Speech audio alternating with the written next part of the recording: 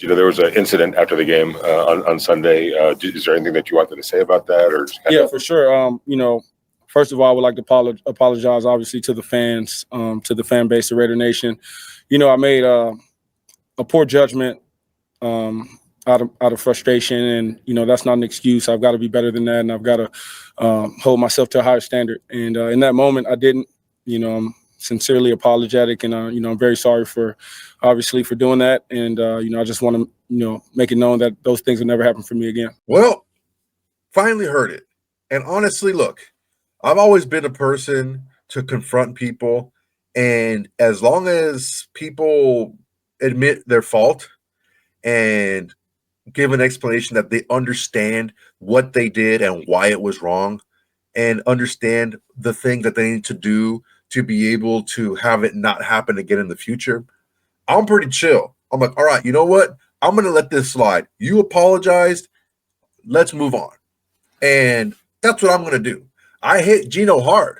Trust me, I hit him hard, Pauls, with all this stuff because I was making videos about what's going on with Geno. They need to freaking do something about it. They need to suspend him. They need to fine him. They need to do whatever, right? I'm going to leave that to the Raiders organization to do. I already said my piece about that.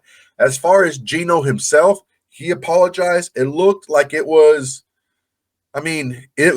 prepared, or if it was written down or anything. He just said, hey, you know what? I screwed up. I did it out of frustration. It's not an excuse, but that's what it was. And it's not going to happen again. And I need to hold myself. I get it. I get it. We've all done things that have been out of character for us. And we've all done things that we wish we could take back. It's just not all of it happens in front of 40,000 people on national TV where everyone's recording with their phones. So I understand that I said Geno needs to be punished, and I still think he does, but I'm leaving that for the organization to do. All I wanted to hear from is Geno and hear his apology. He didn't read some BS statement that they typed out for him or whatever. He said it from the hip. It seemed like he was genuine, and I'm gonna move on. If you guys don't want to move on, that's fine. But me, I'm gonna move on to the team. This Geno thing for me has been laid to rest. Now, if it happens again, then we're gonna have some serious issues. I'm always the guy that's going to give someone a second chance, but I'm not going to let them burn me. All right. So I got my eye on you, Eugene. I got my eye on you. Okay. But as far as this case goes, for me, this case is settled. The Raiders, if they want to do something with Geno in the future, or as far as a fine or suspension or whatever, because I talked to a few people and nobody in the Raiders front office was pleased. And I would go as far as to say that they were livid with Geno over what happened. This is something that just cannot happen, especially when you're in a team that's in a losing streak, especially when you're one of the worst Raiders offense I've ever seen in my freaking life. And I've seen a lot of bad offenses by the Raiders. So we need to figure out what we're going to do moving forward. And the catalyst to that is, of course, the head coach, Pete Carroll. Pete Carroll's going to talk a little bit about the game coming up against the Chargers, also some of the changes and what he feels and what he thinks the changes will bring up in the game coming up. Let's listen to Pete Carroll. I have great respect for Jimmy and the job that he does. We've kind of battled on all levels and all of that. So we know that the Chargers will bounce from this past game. They've been off to a great start for this season. I have so much respect for all that they do and their staff, and the quarterback is ridiculously good with great tools too. So it's a very difficult challenge for us, but we're excited to go ahead and get this thing kicked off.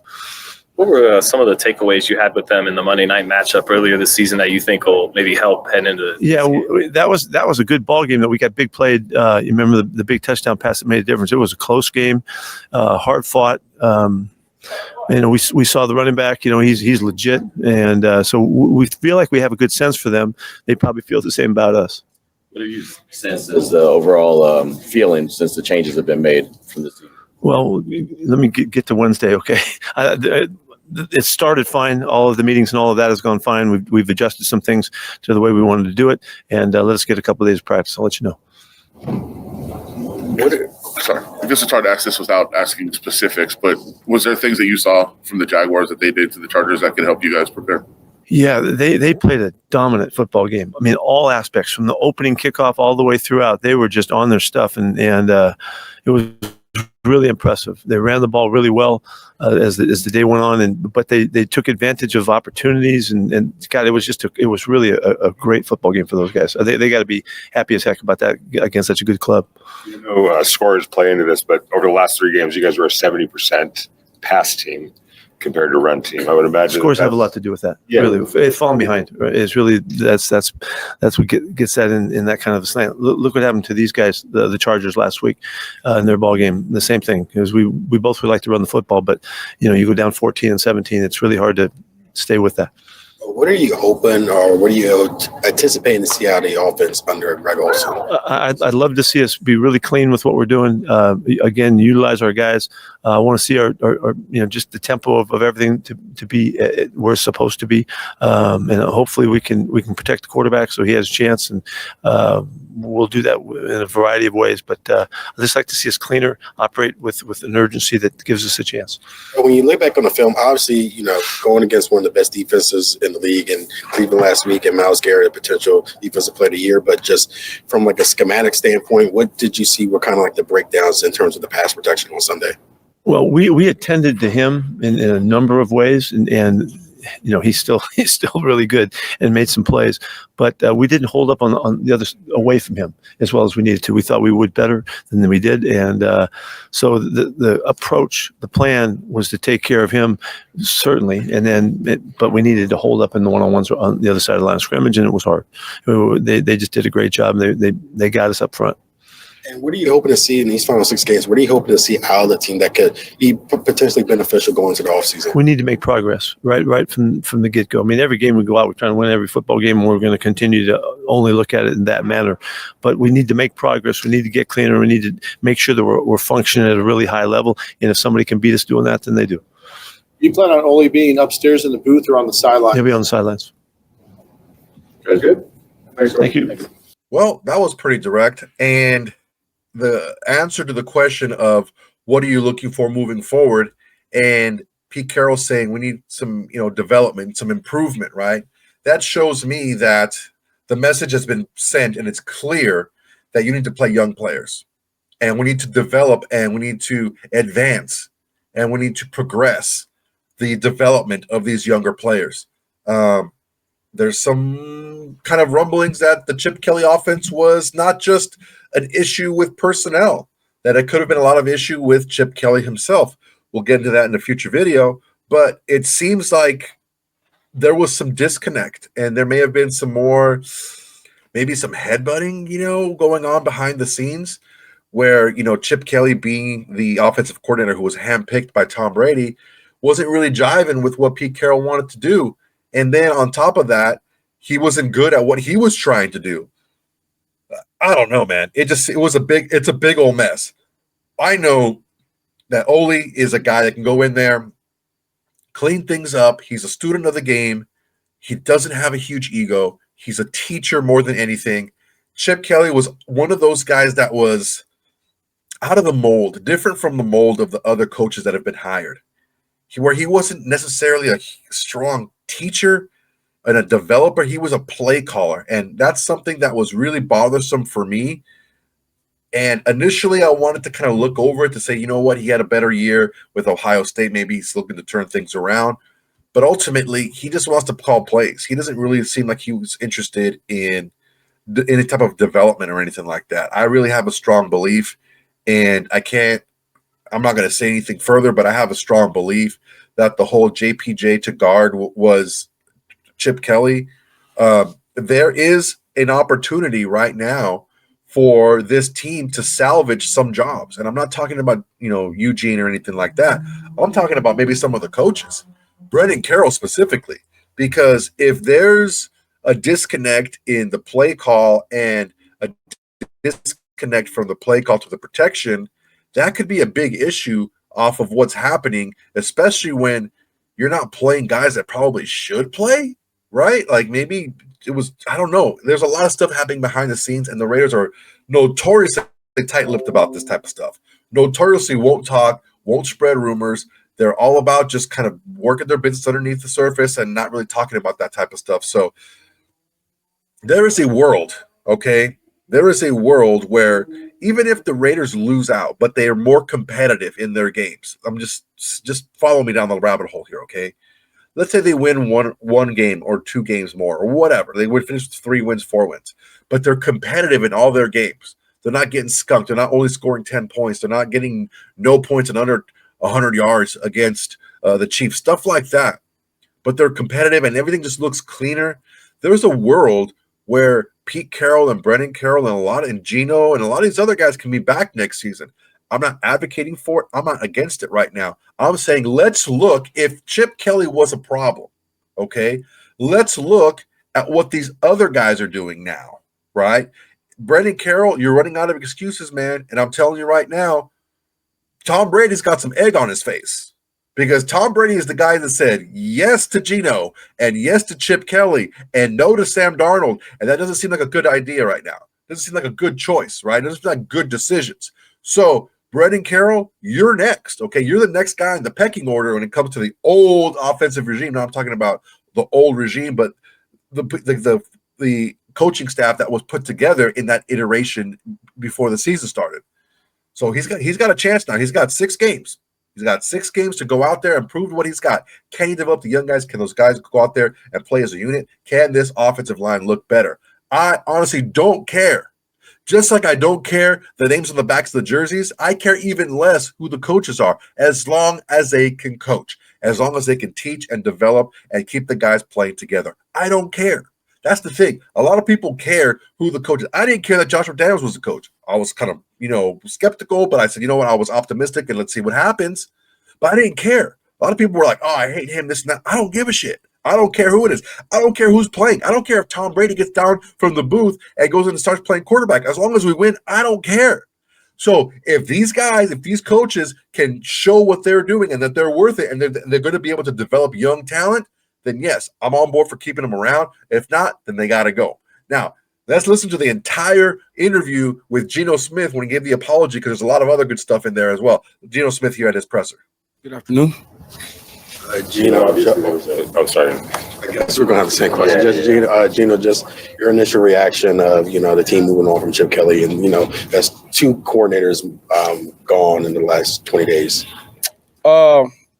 Chip is a guy who when I met Chip, I was in high school, like a 10th grader, I believe, and I've always thought highly of Chip. I've always thought he's had a great football mind, and I thought, honestly, if we made more plays, if we'd executed better, I think things would be different. I really feel for Chip. I really do. I've developed a great relationship with him through the time of knowing him, and I always wish him the best, and I'll always believe in him. Like I said, I think he's a great football mind, and some things are out of my control, but the things that were, which was execution on the field, those are the things I wish I could have done better for him. There was an incident after the game on Sunday. Is there anything that you wanted to say about that? Or yeah, for sure. First of all, I would like to apologize, obviously, to the fans, to the fan base, the Raider Nation.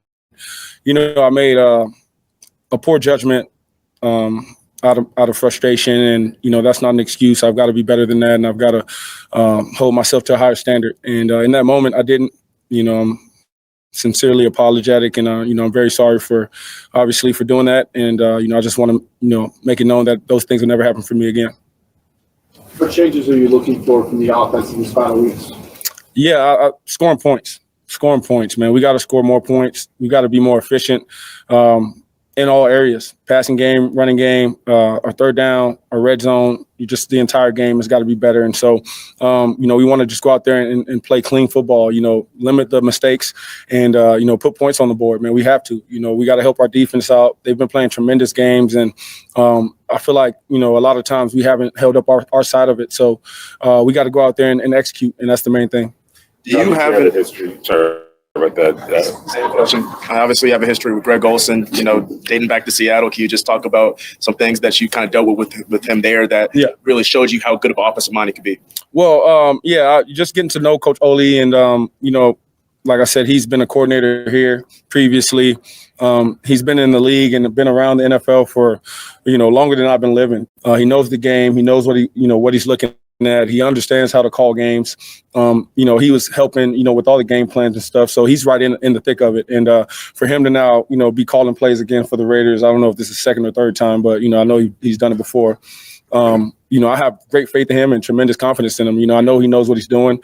He's worked under, some of the best of all times with, McVay and Coach Gruden.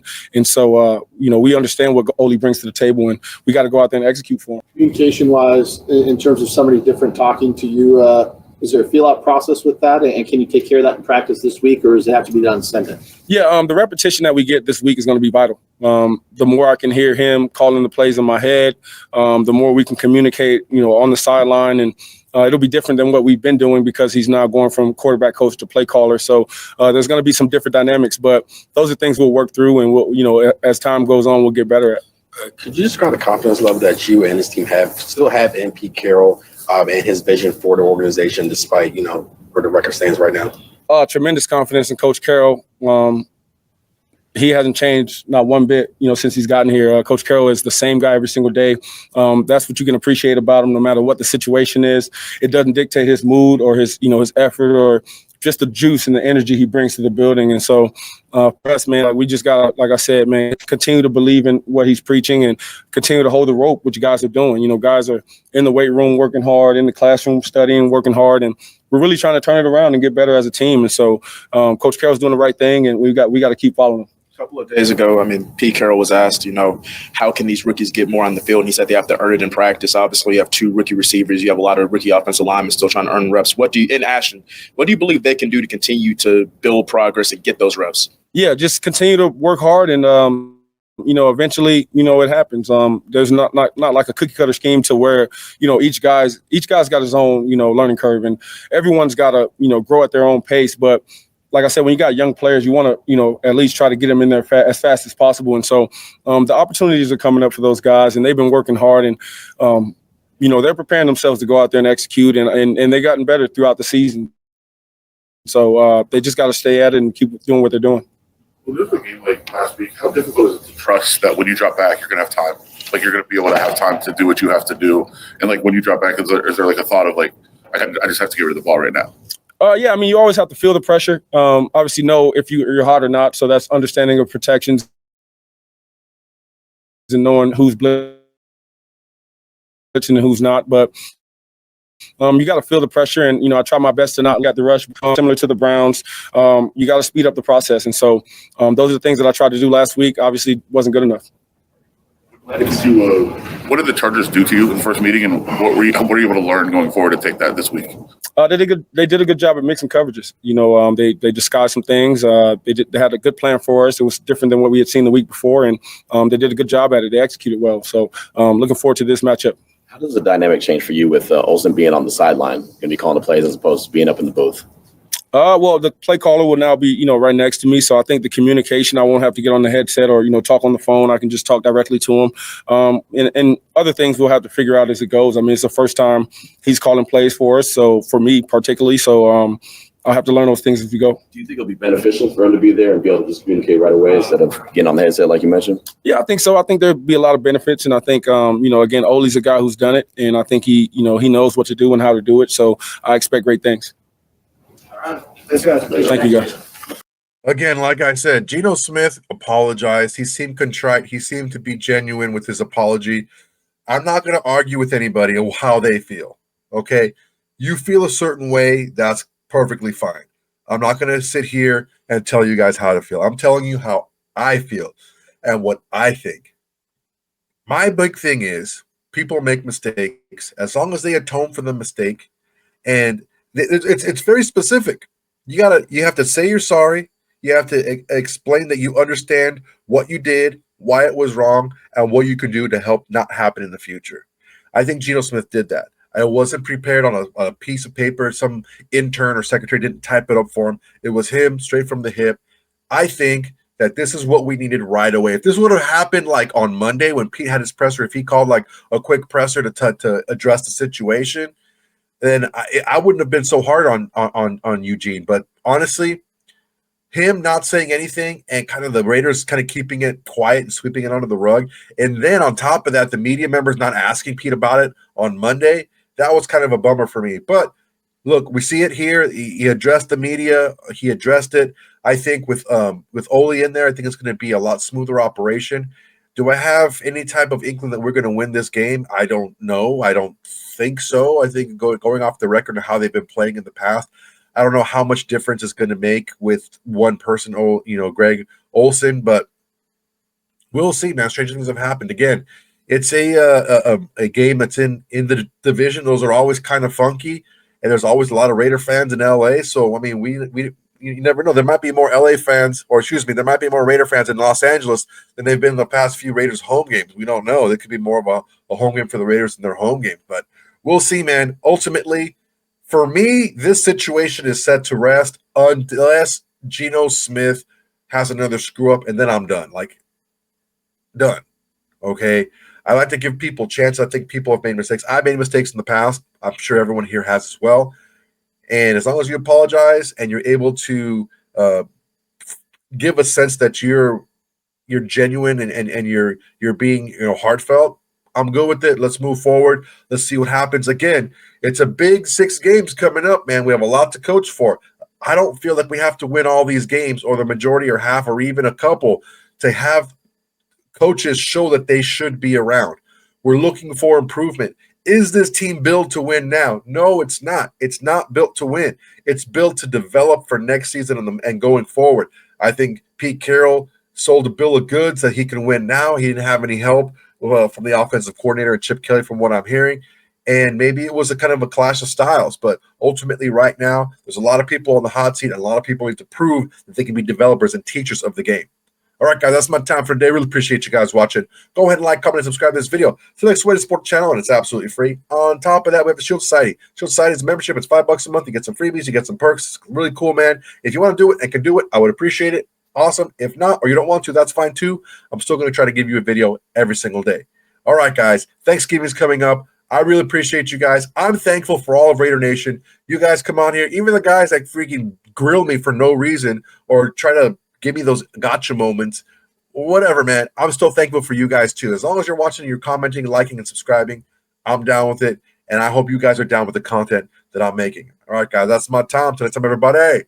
Peace. Hey, Raider Nation. Thanks for watching. There's plenty more where that came from. Go ahead and smash that like button. Drop a comment. Make sure to subscribe and share to all your socials. It's the bare minimum you can do without doing absolutely nothing.